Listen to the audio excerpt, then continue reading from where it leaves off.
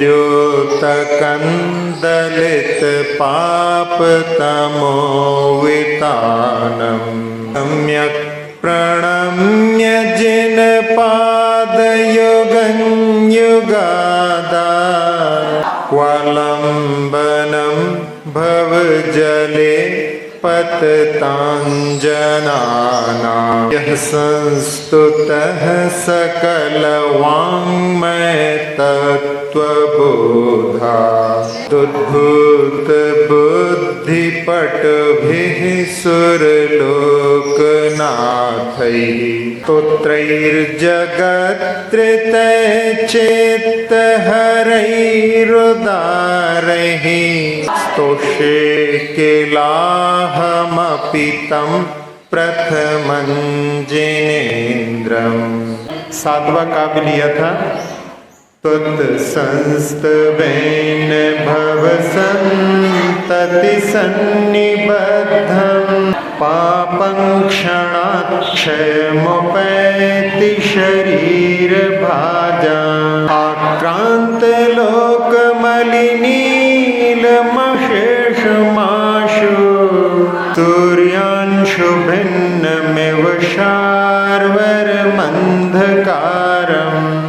सातवें काव्य में आचार्य मानतोग महाराज भगवान की स्तुति करते हुए कह रहे हैं कि त्वत्संस्तवेन, भगवान आपकी स्तुति से शरीर भाजाम, जो शरीर को धारण करते हैं ऐसे प्राणियों के, भव संतति सन्निबद्धम, अनेक भवों से बंधे हुए, पापम आक्रांत लोकम, जिसने पूरे लोक को व्याप्त कर लिया है, ऐसे अलिनीलम, भोरे के समान, शार्वरम अंधकारम, अशेषम, जो रात्रि संबंधी अंधकार है, सूर्यांशु भिन्नम एव, सूर्य की किरणों से जैसे क्षण भर में नष्ट हो जाता है, उसी प्रकार से आपकी स्तुति से पाप भी जो है क्षण भर में क्षयम उपेति, क्षण भर में क्षय को प्राप्त हो जाते हैं। भगवान की भक्ति का फल, स्तुति का फल इस सातवें काव्य में बतलाया था। अब अपन आठवें काव्य को प्रारंभ करते हैं। पहले गद्य के रूप में पढ़ते हैं। मत्वेति नाथ तव संस्तवनम मयेद, मत्वेति नाथ तव संस्तवनम मयेद,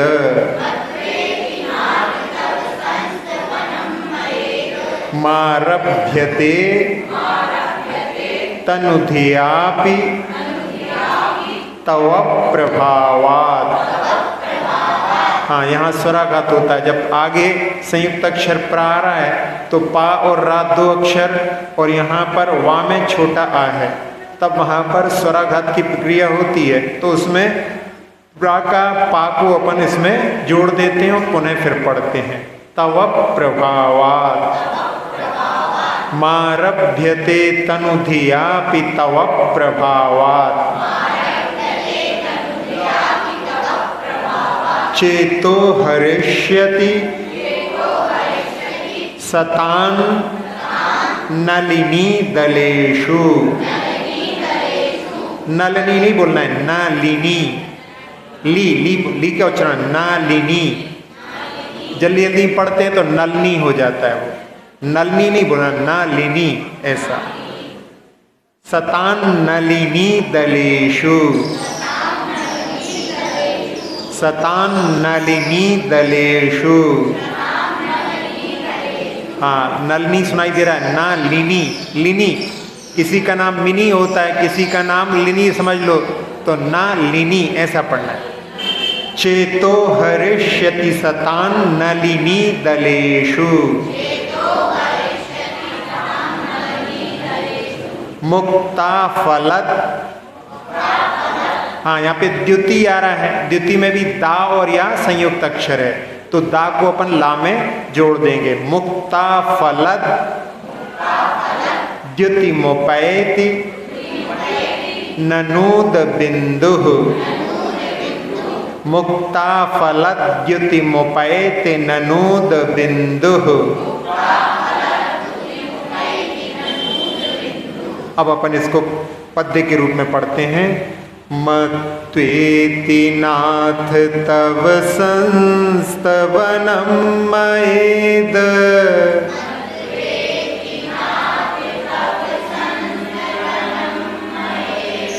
मत्वेति नाथ तव संस्तवनं मयेद।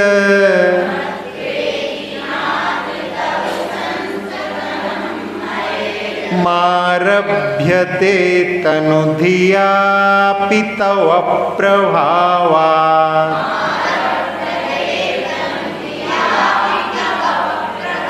मारभ्यते तनुधियापि तव प्रभावात्।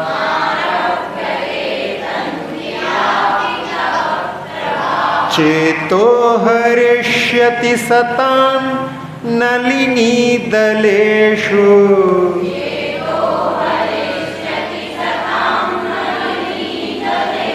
हाँ, ला के ऊपर ई की मात्रा का भी उच्चारण ध्यान से करना है। चेतो हरिष्यति सतां नलिनीदलेषु।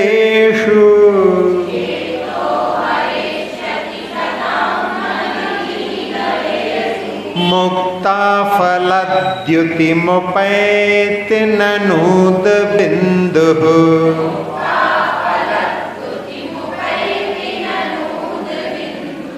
बिंदु अकेला नहीं है, आगे दो बिंदियां भी लगी हैं, तो वहां पे श्वास को छोड़ना है। विसर्जन, विसर्ग विसर्जन। मुक्ता फलद्युतिमुपैति ननूद बिन्दुः।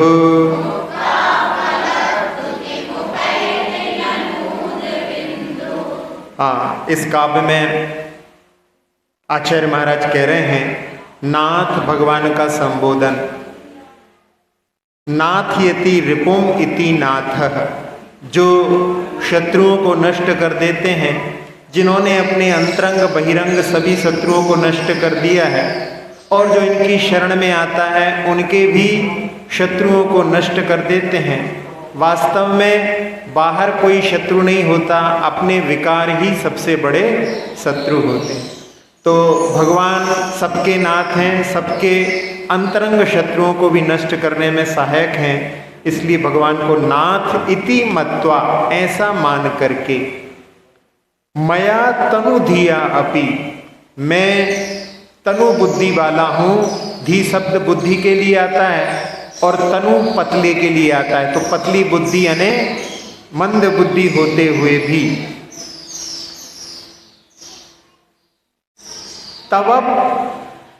तब इदम संस्तुनम आरभ्यते, आपका ये स्तवन यहां पर मैं आरंभ कर रहा हूं। और तब प्रभावात सताम चेतः हरिष्यति, ये आपके प्रभाव से, चूंकि आपकी स्तुति की जा रही है, इसलिए आपके प्रभाव से सताम यानी सत्पुरुषाणाम, सज्जनों के चित्त को हर लेगा।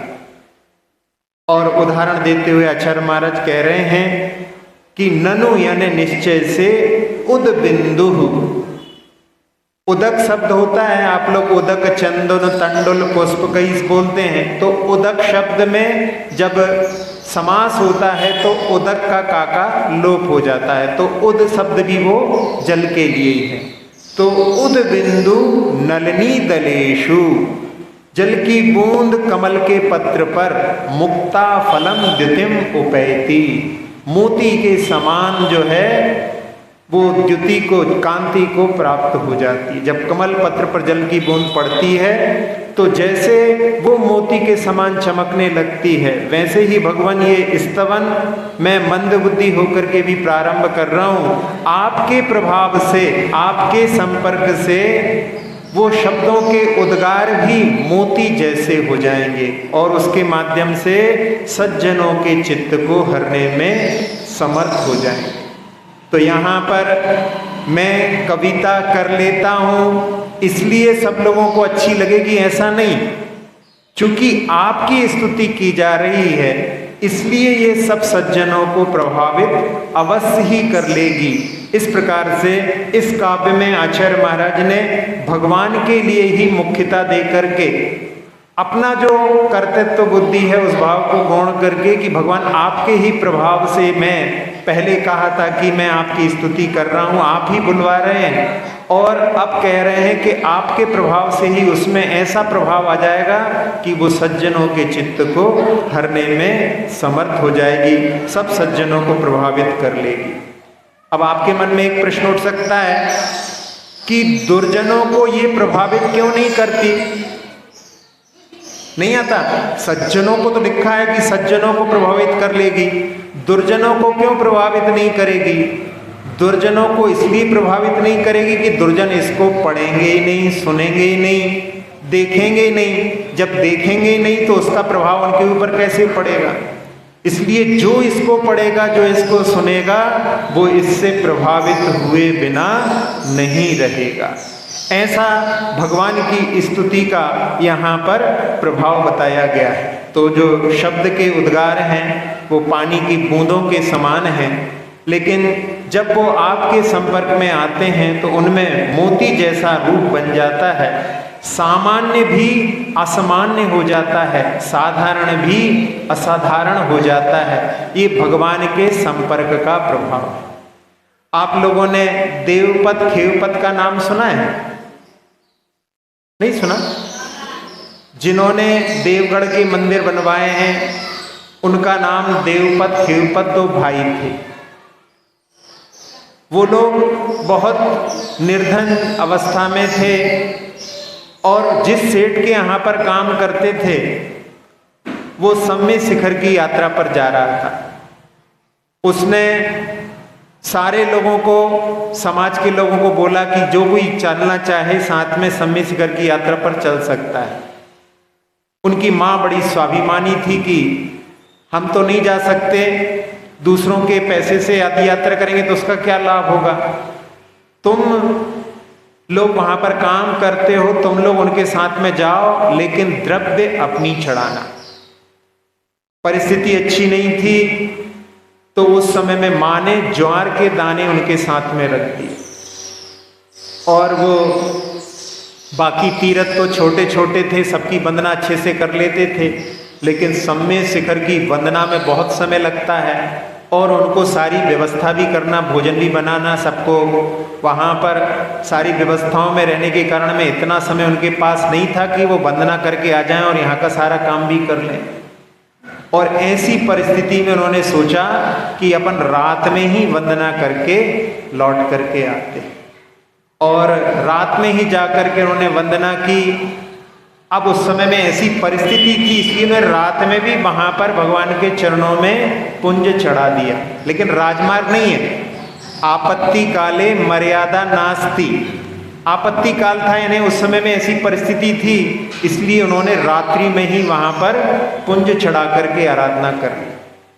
और जो सेठ गए थे उन्होंने वहां पर निर्देश दे दिया था कि सबसे पहले मैं जाऊंगा और कोई नहीं जाएगा, और मैं रत्नों से मोतियों से चरणों की पूजा करूंगा। लेकिन जब सेठ वहां पर ऊपर पहुंचते हैं और वहां पर मोतियों को चढ़ा हुआ देखते हैं तो उनका अहंकार वहां पर गलित हो जाता है, ठेस को पहुंचता है और सोचते हैं कि मुझसे पहले कौन बड़ा सेठ यहाँ पर भगवान की आराधना कर गया।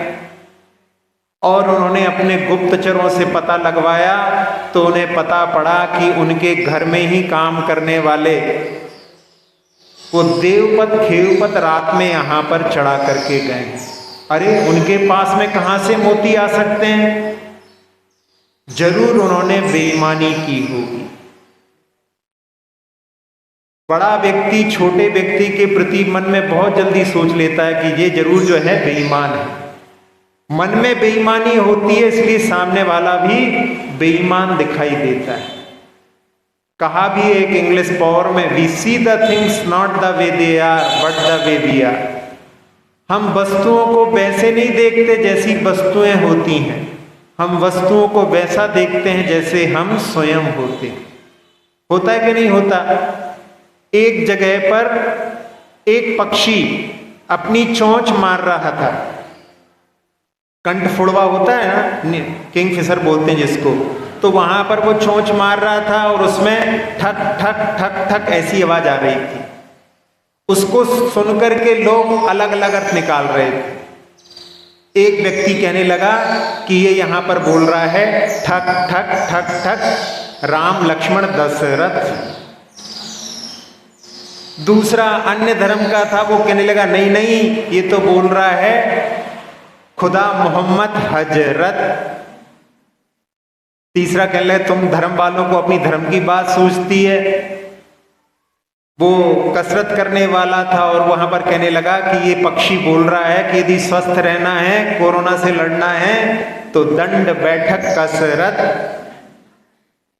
और वहीं पर एक ठेला वाला भी था और वो ठेला वाला कहने लगा कि अरे नहीं नहीं ये तो हमारी दुकान का एडवर्टाइज कर रहा है, सब जगह बोल रहा है कि धनिया मिर्ची अदरक।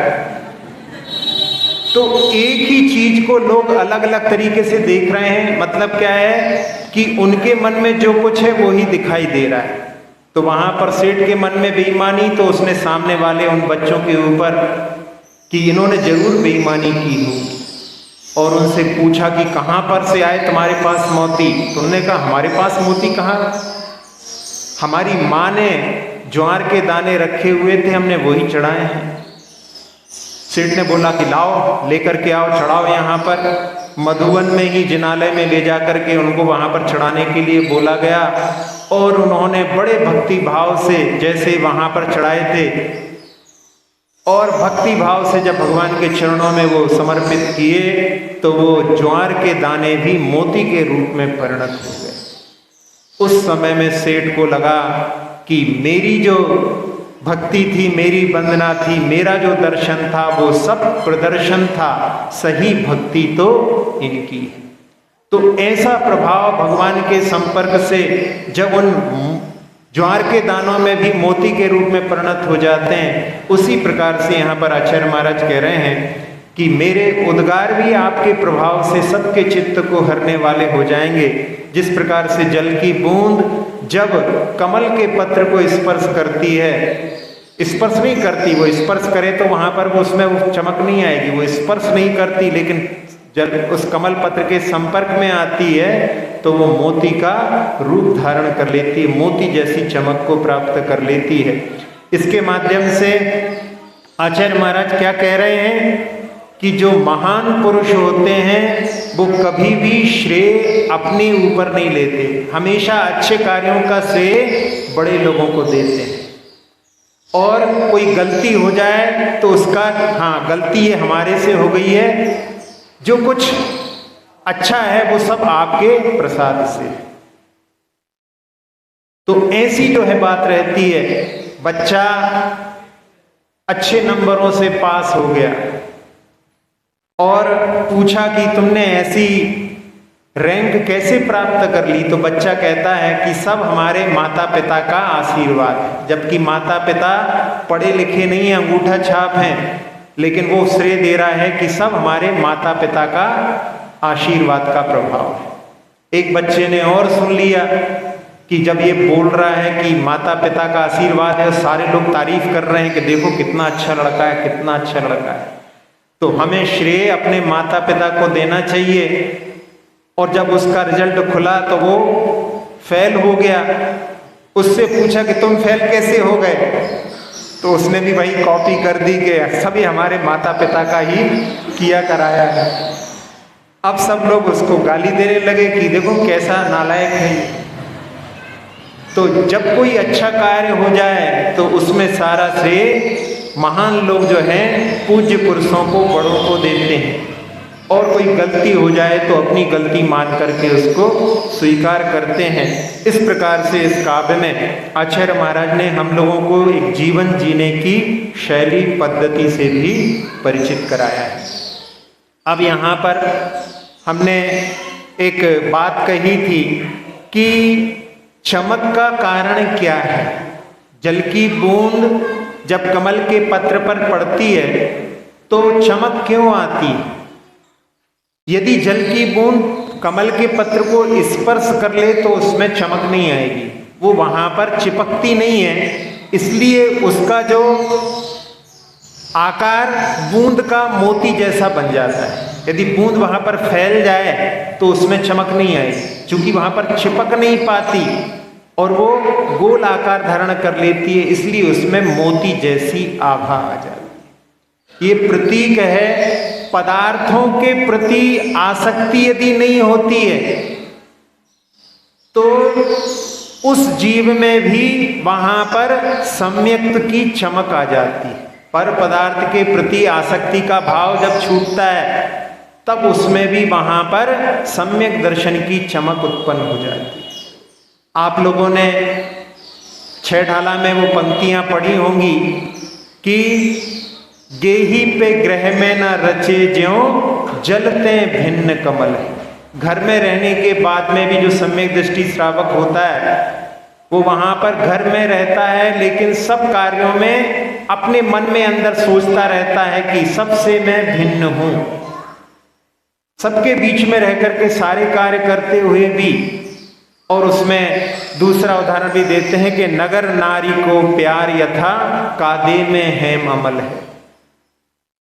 इसी के प्रकार के एक और उदाहरण को कि रेशम दृष्टि जीवड़ा कुटुंब करे प्रतिपाल, अंदर से न्यारा रहे धाए खिलाए बाल। सम्यक दृष्टि जीव कैसा होता है कि सारे कुटुंब का परिपालन करता है, लेकिन अंदर से वहां पर उसके किसी के प्रति लगाव नहीं रहता। उसके मन में भावना रहती है कि मैं तो अकेला हूं, शुद्ध हूं, मेरा कोई से किसी से कोई संबंध नहीं। ये तो सब किस प्रकार के संबंध हैं? जैसे एक ट्रेन जब चलती है, अलग अलग स्टेशन पर लोग डिब्बे में बैठ जाते हैं, उनसे अच्छी परिचय हो जाता है। ऐसा ही ये परिवार भी एक रेल का डिब्बा है। समय समय पर लोग आते गए और उनसे हमारे संपर्क हो गए तो वो हमारे अपने लगने लगे। वास्तव में संसार में कोई किसी का नहीं, ऐसी दृष्टि वहां पर रहती है। उसमें उदाहरण दिया है कुटुंब खिलाए बाल, नहीं धाय खिलाए बाल। धाय होती है जो बच्चे का पालन करती है। जब बच्चे का पालन करती है तो उस समय में देखने वाले चौंक जाते हैं कि मां से ज्यादा प्यार ये धाय कर रही है, लेकिन धाय के मन में दृष्टि रहती है कि ये मेरा पुत्र नहीं है। वहां पर तो उसको जो पैसा मिलता है उसके एवज में वहां पर वो कार्य करती है।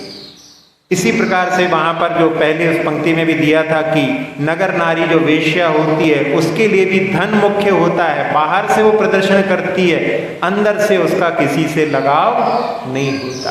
तो ऐसा जो है चमक का कारण उस बूंद में है, वैसी चमक सम्यक दृष्टि जीव में भी पदार्थों की आसक्ति नहीं होने के कारण में उत्पन्न हो जाती है। एक पति पत्नी साथ साथ में जा रहे थे और दोनों ने धर्म का सहारा लिया था। दोनों धर्म के मार्ग पर आगे बढ़ रहे थे।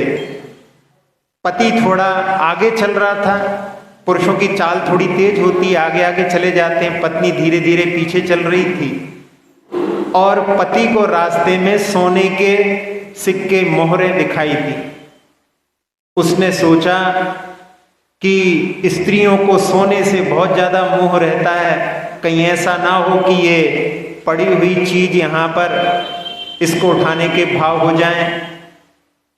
क्योंकि समंतभद्र स्वामी ने कहा है निहितम व पतितम व सुविस्मृतम व परस्मुष्टम न हरति अन्न च दत्ते तत्कृश्चौर्यादुपारम।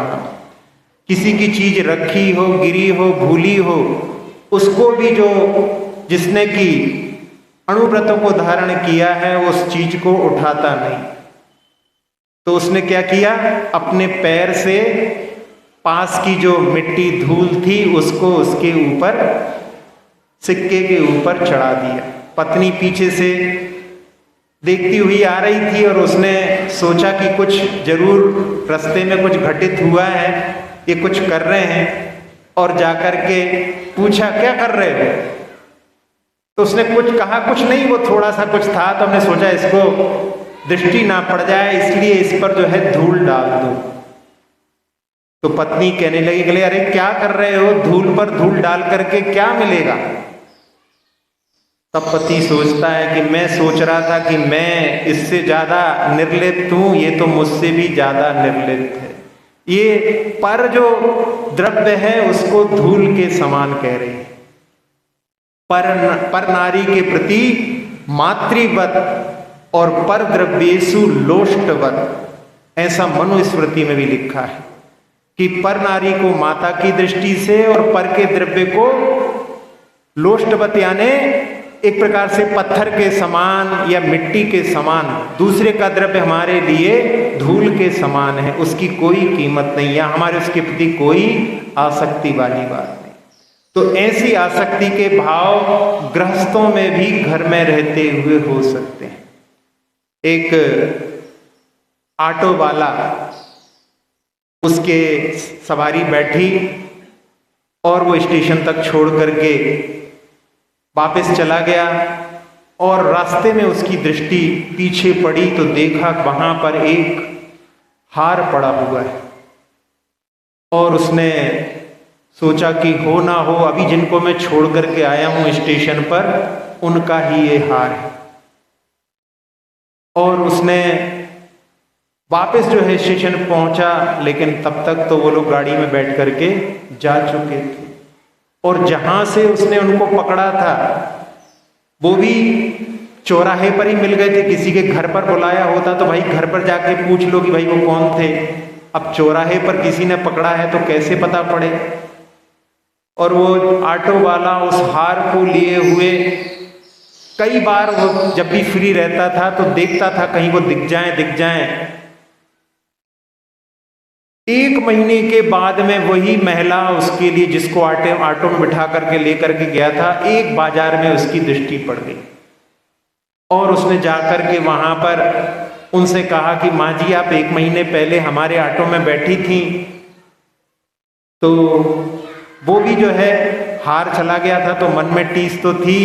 और वहां पर जब उन्होंने पूछा कि हाँ भैया हम आपके ऑटो में बैठे थे, आप ऐसा क्यों पूछ रहे हो, तो उसने कहा कि आपका हार तो नहीं गिर गया था। तो उन्होंने कहा हमारा हार गिर तो गया था लेकिन हम सोच रहे थे कि ट्रेन में किसी ने खींच लिया कि कहाँ गिर गया। हम तो यही समझ रहे थे कि ट्रेन में किसी ने ले लिया, हमारी तो दृष्टि गई नहीं थी कि हमारे ऑटो में ही छूट गया था। और उसने उस समय में वो हार अपने पास में रखता था, 1 महीने से देख रहा था और निकाल करके उनके लिए वहां पर दे दिया। वो वहां पर प्रसन्न होकर के कि हमारी 1 लाख रुपए का हार है, 1000 रुपए तो कम से कम इसका पारितोषिक लेना चाहिए।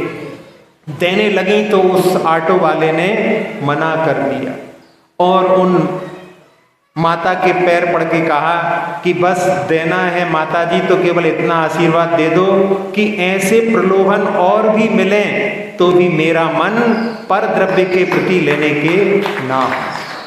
तो ये कहलाती है कि पर द्रव्येषु लोष्टवत्। उस ऑटो वाले का अपन ने जिक्र किया, पर द्रव्य के प्रति उसमें आकर्षण का भाव नहीं था, उसके प्रति एक चमक उसने अपनी अंदर प्राप्त की।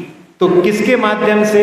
पर द्रव्य की आसक्ति के अभाव में उसने जैसी चमक प्राप्त की है, ऐसी ही चमक यहाँ पर आचार्य महाराज कह रहे हैं कि वो जल की बूंद जब कमल के पत्र से स्पर्शित होती है तो उस समय में उसको स्पर्श नहीं करती और उसके कारण में उसमें वो चमक उत्पन्न हो जाती है।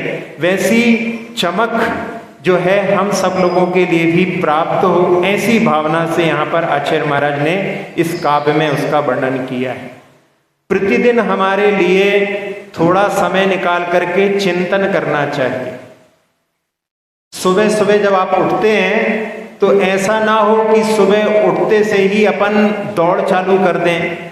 दिन भर के लिए जो कार्य करते हैं उसके लिए दौड़ ना चालू करके थोड़ा समय अपने लिए वहां पर बैठ करके विचार करना चाहिए। साधु तो सुबह सुबह सामयिक आदि करते हैं, प्रतिक्रमण करते हैं। आप लोग भी घर में थोड़ा समय निकाल करके चिंतन किया करिए और उस चिंतन में कई बिंदु ले सकते हैं। एक बिंदु अभी जो लिया था इसमें कि जैसे सम्यक दृष्टि जीव सोचता है कि संसार में मेरा कुछ भी नहीं है। अकिंचन स्वरूपो हम इस धरा पर जब आए थे तो क्या लेकर के आए थे?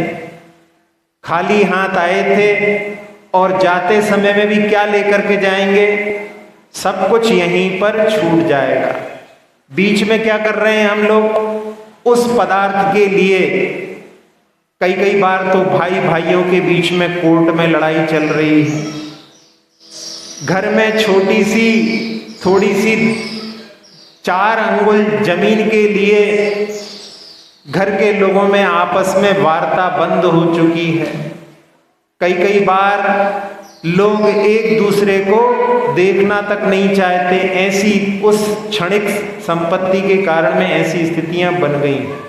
तो हमें उस समय में विचार करना चाहिए कि हम जब कुछ लेकर के नहीं आए हैं, कुछ लेकर के नहीं जाएंगे, फिर बीच में उस पदार्थ के लिए लेकर के हम आपस के संबंधों को क्यों खराब करें? ऐसा विचार हमारे लिए उस संपत्ति के प्रति और किसी के प्रति भी, इस शरीर के प्रति भी, ये शरीर भी जो है किराए की कोठी है। हमने इसको प्राप्त किया और हमने इसको अपना मान लिया।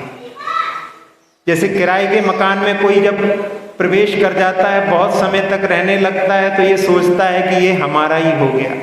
आजकल हो भी गया है कि 10 साल तक कोई किराएदार टिक जाए तो फिर वहां पर कि ये हमारा अधिकार हो गया।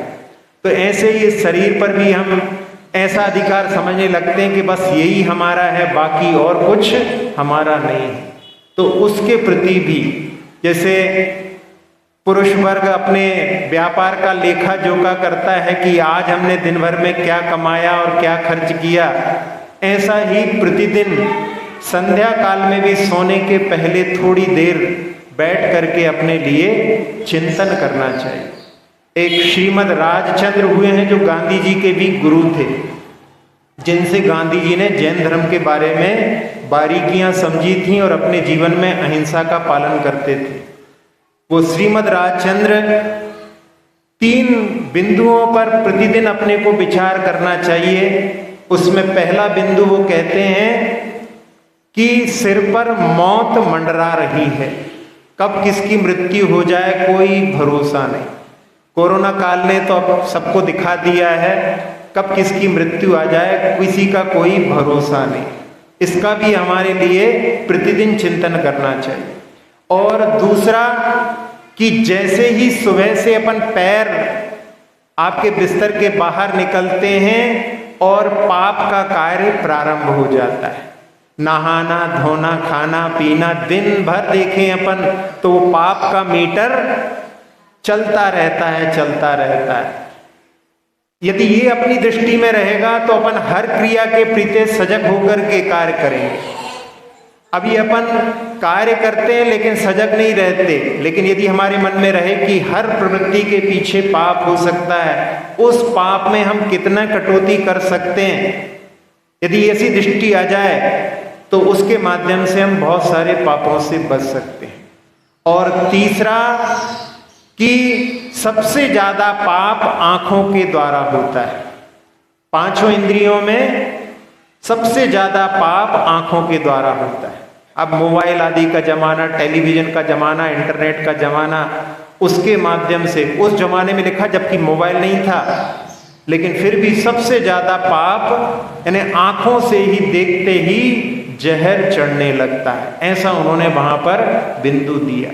तो इस प्रकार से हमारे लिए प्रतिदिन प्रातः काल में और संध्या काल में इन यदि हम तत्वों के ऊपर, बिंदुओं के ऊपर विचार करेंगे तो उसके माध्यम से हम भी वैसी चमक को प्राप्त कर सकते हैं जैसी चमक के बारे में इस काव्य में लिखा गया है। और उस बूंद में जो चमक आई है उसमें कारण क्या है? वो कमल के पत्ते के पास में पहुंची है। इसी प्रकार से हम भी यदि अपने अंदर चमक चाहते हैं तो हमारा भी देव शास्त्र गुरु से संपर्क रहे। यदि हम उनके पास में जाएंगे तो हमारे अंदर भी वैसी चमक आ सकती है। यदि हम दूर रहेंगे तो वो वैसी चमक को हम प्राप्त नहीं कर पाएंगे। तो जितने भी कार्यों को बताया है उन सबको यदि हम करते रहेंगे तो उसके माध्यम से हमारे अंदर उनके प्रभाव से हमारे अंदर भी वैसी चमक आ सकती है। तो समय निकाल करके दर्शन करने वाला तो दर्शन थोड़ी देर के लिए करता है, और पूजन करने वाला विशेष रूप से दर्शन करता है, क्योंकि जब ज़्यादा समय तक वहाँ पर ठहरता है तो उसका सतत दर्शन चलता रहता है। तो इस प्रकार से हर क्रिया का जो महत्व है उसको समझ करके अपने जीवन में हमारे लिए जो जो क्रियाओं को बतलाया गया है उनके माध्यम से अपने अंदर उस चमक को उत्पन्न करने का भाव अपने मन में सतत बनाए रखना चाहिए। और साथ ही साथ में इसमें संगति का कैसा प्रभाव होता है। जल की बूंद यदि नीम के वृक्ष पर गिरती है तो वो कटुकता को प्राप्त कर लेती है, कड़वी हो जाती है। वही जल की बूंद यदि ईख के वृक्ष में गिरती है, गन्ने के वृक्ष पर गिरती है, तो वहां पर वो मधुरता को प्राप्त कर लेती है। वही जल की बूंद यदि सीप में गिरती है तो वहां पर मोती का रूप प्राप्त कर लेती है। और वही जल की बूंद जब भगवान के मस्तक पर गिरती है तो गंधोदक का रूप प्राप्त कर लेती है, जिसको सब लोग अपने सिर पर लगाने के लिए आतुर हो जाते हैं। तो कितना प्रभाव संगति का होता है। इस काव्य में संगति का भी बड़ा प्रभाव होता है, उसको बतलाया गया है। द्रव्य, क्षेत्र, काल, भाव, 4 चीजें होती हैं, इन सब का प्रभाव जीवन पर पड़ता है। द्रव्य का प्रभाव हम देखते ही हैं, कुछ उदाहरणों के माध्यम से और देखने का प्रयास करें। एक साधु, वैष्णव साधु था, उसके लिए रात्रि में सपने आते थे तो उसमें वो लाल साड़ी वाली औरत दिखाई देती थी। जबकि उसने अपने जीवन को ऐसा कि कभी कहीं पर निर्जन स्थान पर ही उसने अपने जीवन को व्यतीत किया, कहीं पर किसी को देखा ही नहीं, ऐसी जगह पर रहकर के उसने साधना की, लेकिन फिर भी लाल साड़ी वाली स्त्री उसके लिए दिखाई दे रही। और उसने खोज की तो पता पड़ा कि जिस सेठ ने उसको भोजन कराया, उस सेठ ने, वो सेठ बना कैसे था, उसने अपनी लड़की को किसी धनवान के यहाँ बेच करके, यानी दहेज में पैसे ले करके उसको जो है वहां पर धन प्राप्त करके सेठ बना था। और उस धन को उसने वहां पर भोजन के लिए उस साधु के लिए प्रयोग किया। उसका प्रभाव ऐसा पड़ा कि उसके लिए स्वप्न आता था, लाल साड़ी वाली एक औरत दिखाई दे रही। सोचें आप, अन्न का कितना प्रभाव पड़ सकता है, ये द्रव्य का प्रभाव। एक जेल में, वहां पर जेल में जो कैदी रहते हैं वही भोजन बनाते हैं, तो वहां पर जितने भी कैदी थे उन सबको वहां पर स्वप्न आता कि जैसे वो अपनी मां को मार रहे हैं। सबको एक साथ में सबको एक से स्वप्न आने लगे। तो उन्होंने पूछा कि आखिर कारण क्या है। खोज की तो पता पड़ा कि जो भोजन बनाने वाला व्यक्ति था वो वहां पर जेल में इसलिए लाया गया था कि उसने अपनी मां का वध किया था। उसका प्रभाव, वो भोजन बना रहा है, उसके कारण में सारे जितने भी खाने वाले हैं उनको भी वैसा ही सपना आ रहा है। तो ये द्रव्य का प्रभाव होता है। इसलिए शुद्ध द्रव्य का प्रभाव शुद्ध भावों के लिए कितना कार्यकारी रहता है, ये इसके माध्यम से अपन समझ सकते हैं। पद्म पुराण में भी एक उदाहरण आता है कि वहां पर एक रत्न को देख करके भाई ने भाई को दिया, तो भाई के मन में आए कि इसको मैं प्राप्त कर लूं, अपने भाई को मार दूं। और उन्होंने जाकर के माँ को बताया कि हमारे मन में ऐसे भाव आ रहे हैं। और जब माँ ने उसको हाथ में लिया तो उसके मन में भी ऐसे भाव आ गए कि मैं अपने पुत्रों को मार दूं। और जब उनकी बहन के हाथ में आया तो उसके मन में भी ऐसे उसको भाव आ रहे थे कि वो भी अपने परिवार को नष्ट करके मैं इसकी स्वामिनी बन जाऊं, ऐसे भाव आ रहे थे। तो द्रव्य का कितना प्रभाव पड़ सकता है अपन इसके माध्यम से समझ सकते हैं। क्षेत्र का प्रभाव अपन लोग जानते ही हैं। जब सम्मेद शिखर पर आप लोग जाते हैं और वहां पर कितनी लंबी यात्रा भी करने में अपने लिए थकान नहीं होती, यहाँ पर कोई 1 किलोमीटर भी चलने के लिए बोले तो व्यक्ति के लिए लाख बार सोचना पड़ता है। तो उस क्षेत्र का प्रभाव रहता है। और उस क्षेत्र पर कहा जाता है कि वहां पर जिसकी नरक आयु बंध गई हो उसके लिए दर्शन नहीं होते। एक बार एक व्यक्ति पंडित जगनमोहन लाल जी शास्त्री के साथ में वहां पर गया था, और वो जैसे ही मधुबन से थोड़ा ऊपर चढ़ा और उसको दिखना बंद हो गया, और उन्होंने अपने कंधे पर उसका हाथ रखवा करके पूरी यात्रा करवा ली। और जब लौट करके उसी स्थान से जब वापस नीचे आए तो उसकी आंखें फिर से खुल गईं और वो कहने लगा कि अब भुनसारो होगा।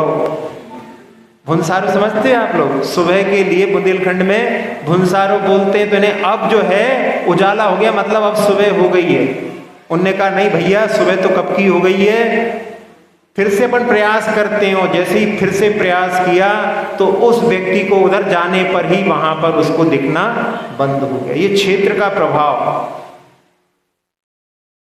फिर इसके बाद में यदि अपन देखें काल का प्रभाव, काल के प्रभाव के बारे में भी अपन लोग परिचित हैं। जब पर्युषण पर्व आते हैं तो उस समय में एक अलग विशुद्धि अपने आप ही अपन लोगों को अनुभूत होने लगती। उस समय में यदि कोई व्रत उपवास करता है तो वैसी बाधा नहीं होती जैसी बाधा और समय में यदि कोई करे तो उसके लिए होती। त्याग आदि के लिए भी भाव वहां पर सहजता से ही बनने लगते हैं। ये काल का प्रभाव है। सुबह का, दोपहर का, शाम का भी प्रभाव आप लोगों ने, जब कभी आप लोगों ने आराधना की होगी, सुबह सुबह आराधना करने में अलग भाव रहते हैं, और यदि दोपहर लेट हो जाए तो फिर वहां पर आराधना के भावों में वैसी जो है जागृति नहीं रह पाती। तो ये ऋतु का भी प्रभाव पड़ता है और काल का भी प्रभाव अपने जीवन पर पड़ता है। और इसके बाद में सबसे ज्यादा प्रभाव भाव का पड़ता है। एक व्यक्ति के मन में यदि कलुषित भाव होते हैं तो दूसरे के मन में भी कलुषित भाव उत्पन्न हो जाते हैं।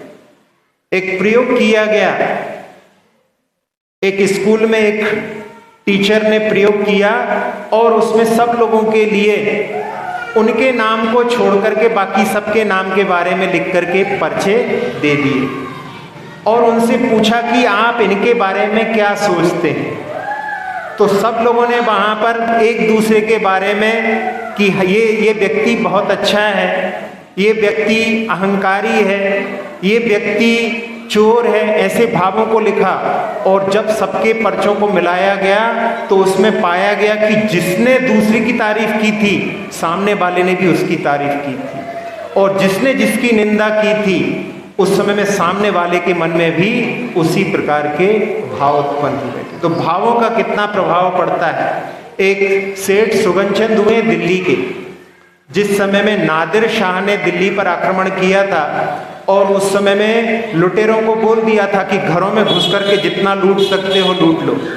पूरे दिल्ली में उस समय में लुटाई चल रही थी और सेठ सुगनचंद जी ने सुना तो उन्होंने अपनी तिजोरियों को खोल करके सारे गहनों को वहां पर आंगन में बिछा करके रख दिया।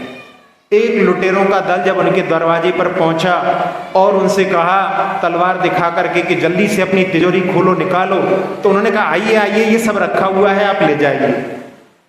वो कहने लगे भैया पूरे दिल्ली में हम इतनी जगह लूट करके आए हैं, ऐसा व्यक्ति तो हमें दूसरा दिखाई नहीं दिया जो बड़े सम्मान के साथ बोल रहे हैं आइए आइए, आपके लिए तैयार रखा है, ले जाइए। तो उन्होंने पूछा, तो उन्होंने कहा भैया यदि हमारा पुण्य होगा तो आप हमसे छीन करके नहीं ले जा सकते हैं, तो यदि हमारा पुण्य छीन हो गया है तो ये तो वैसे ही मिट्टी हो जाएगा, इसलिए आप क्यों खून खान करते हैं, आप तो ले जाइए। जैसे ही उस सरदार ने सुना तो उसने सोचा कि सही लक्ष्मीपति तो पूरे दिल्ली में यही दिखाई दे रहा है, बाकी सारे तो लक्ष्मी के दास हैं कि एक अंगूठी भी देने में उनके प्राण खिसक रहे हैं। और उसने कहा कि इसकी संपत्ति यदि हम लेकर के जाएंगे तो वो हमारे लिए पचने वाली नहीं है, हमारे पास टिकने वाली नहीं है, ऐसा व्यक्ति तो बड़ा चोखा है, इसकी संपत्ति की संरक्षण किया जाना चाहिए। और उन्होंने अपने 2 सिपाहियों को वहां पर तैनात कर दिया कि जब तक लुटाई चल रही है यहाँ से तुम जाना नहीं, तुम यहाँ रहोगे तो कोई यहाँ पर लूटने के लिए नहीं आएगा। इस प्रकार से भावों का प्रभाव उन लुटेरों के ऊपर भी कैसा पड़ सकता है अपन इस उदाहरण से देख सकते हैं। ऐसे ही एक देवीदास कवि हुए हैं, पहले के समय में लोग बंजी करने के लिए जाते थे और उस समय में वो घोड़े के ऊपर सामान रख करके बाजार करके लौट रहे थे, प्रतिमाधारी थे, तो उन्होंने कहा कि भैया अब सामायिक का समय हो गया है, हम तो यहाँ पर जंगल में सामायिक करके आएंगे। साथ वालों ने कहा कि नहीं नहीं, डाकुओं का यहाँ पर आतंक है, लुट जाएंगे, हम तो जा रहे हैं। उन्होंने कहा आप जाओ, हम तो यहाँ पर सामायिक करेंगे। और वो सामायिक करने लगे। उन्होंने अपने घोड़े के ऊपर से सामान उतार करके रख दिया। वहाँ पर लुटेरे आए, उन्होंने देखा कि देखो ये व्यक्ति धन भी रखा है पास में, लेकिन फिर भी वहाँ पर कोई डर नहीं। और उस समय में भी उन्होंने वहाँ पर एक व्यक्ति को तैनात कर दिया कि देखो इनको कोई परेशान नहीं करे।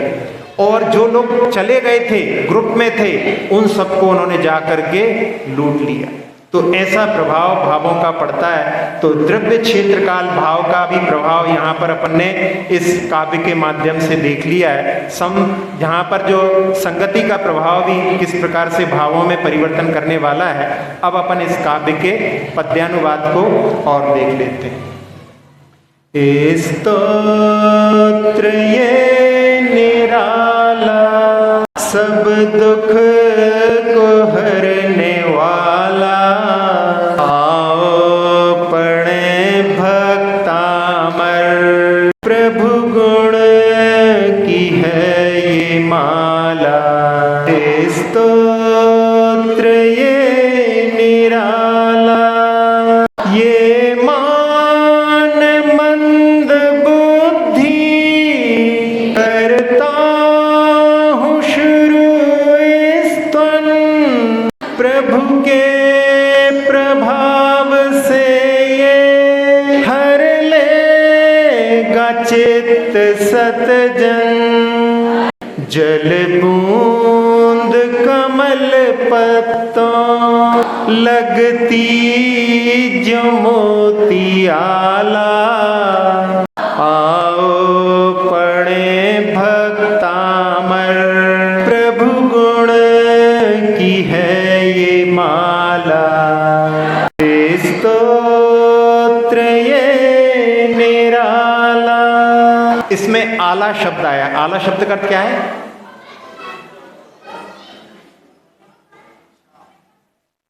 हाँ, आला का अर्थ है उत्तम दर्जे का।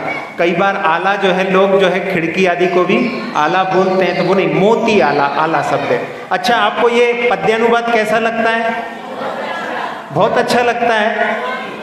बहुत अच्छा क्यों लगता है? क्योंकि आचार्य महाराज ने कहा है कि भगवान की जो भी स्तुति करेगा वो सब सज्जनों को अच्छी लगेगी। इसके माध्यम से आप लोगों को यदि अच्छी लग रही है तो आपकी सज्जनता का भी प्रतीक है। और साथ ही साथ में आचार्य महाराज ने कहा है कि जो भगवान की भक्ति करेगा, भगवान के गुणगान करेगा, उस गुणगान में शब्दों में कोई दम नहीं है, क्योंकि भगवान के बारे में कहे जा रहे हैं, इसलिए वो सबके मन को अच्छे लगते हैं। अक्षर पद मात्रा से दूषित वचन अगर ममहीन रहे, और प्रमाद कषाय के वश में सम्यक अर्थ विलीन किए, जिन वाणी माता मेरी उन सब त्रुटियों को क्षमा करें, दे आशीष शीघ्र हम सबको, केवल लब्धि रमा मिले, प्राप्त हमें हो बोधि समाधि, परिणामों की शुद्धि हो, निज आत्म उपलब्ध हमें हो, शाश्वत सुख की सिद्धि हो, चिंतित वस्तु दात्री माता, चिंतामणि उपमा भाती, करो वंदना पूर्ण विनय से, चरण रखूं मैं ये पाती, कर जिन वाणी स्तुति, तन की ममता टार, महामंत्र का जाप अब सभी जपें नभ बार।